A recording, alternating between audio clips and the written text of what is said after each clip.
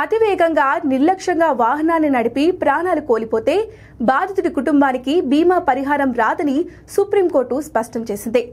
పరిహారం చెల్లించాల్సిన అవసరం బీమా కంపెనీకి లేదని తెలిపింది. ఈ మేరకు ఇద్దరు సభ్యుల ధర్మాసనం తీర్పు చెప్పింది. 2014 జూన్ 18న ఎన్ఎస్ రవిష అనే వ్యక్తి కర్ణాటక రాష్ట్రంలోని మల్చంద్ర గ్రామం నుంచి అరసికెర పట్టణానికి కారు నడుపుతూ ప్రమాదంలో మరణించారు.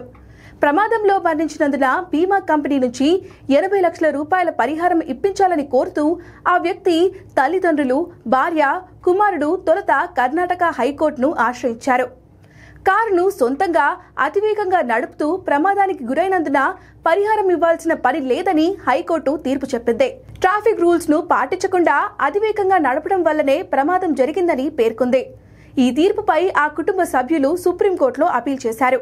విచారణ జరిపిన ధర్మాసనం హైకోర్టు తీర్పుతో ఏకీభవించింది.